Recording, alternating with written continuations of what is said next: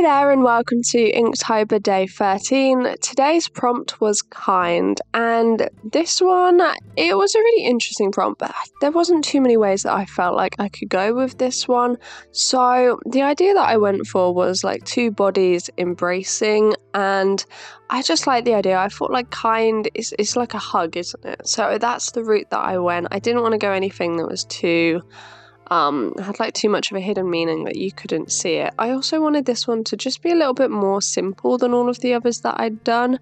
So yeah, that was basically what I did. I did struggle a little bit with actually drawing the bodies. I had a couple of reference photos and I was struggling a bit with the hands, and just because on some of the reference photos, like the shoulder wasn't showing at the top, and then the bodies look slightly different on each of them. It was also very difficult to have the shoulders of the person that's facing away with the ponytail actually have the shoulders look like they're on top of the other person's arms and not just like they're cut off. It was really difficult to try and show that.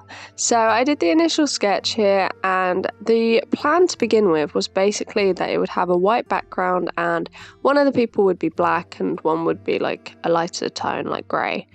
And with the white background there'd be quite a lot of contrast there. Unfortunately, that didn't really go to plan, and I'll show you why as time goes on. I stuck a frame around it. I don't know why, I just felt like it needed something extra, and it ended up being a lot more extra than I had planned. Some things just did not go right. So first I started with the body. I had the idea, I was like, you know what, the cling film worked really well when I tested it first time, and cling film I've not even used in watercolour properly yet. I always mean to, and then I get a bit scared. So I did like the grey wash here with cling film and I popped it on top, and to be fair, cling film does work really interesting. I thought with a pattern that would add a little bit more, and I think it's still a very good technique. I feel like maybe I should have done a little bit more of a sort of heavier ink wash, and that might have worked a bit better. It was a little bit too thin, but when I peeled it off there was a nice pattern and I do like that. The problem I had here is that when I peeled off the cling film, there was a little bit of a mess where the ink had spread around the outside, as you can kind of see, so that kind of ruined a lot of the plans. Also, the cling film ink combination went a lot darker than I had expected. So with that, the other point was that some of the ink had splashed in other places. So I decided instead that I was going to try and frame around the outside and then do a black background and do the person in white. I'm not sure if that was the easiest move because, as I said, the cling film had spread around the outside and then I had to try and fill it in around the other person.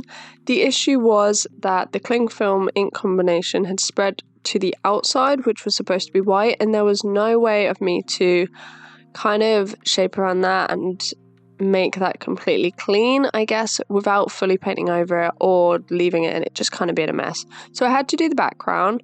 Then the other person, I tried to make them really quite light because the cling film was, it was a little bit of a weird colour. It's a bit of a dark grey, so I had to go for a white kind of grey.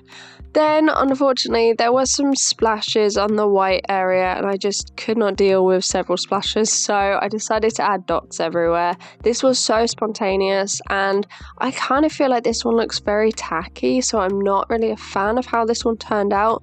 It was a lot of spontaneous decisions when mistakes were made, basically, and I'm not really a fan of it, but this is how it turned out and I feel like I learned quite a bit from this one.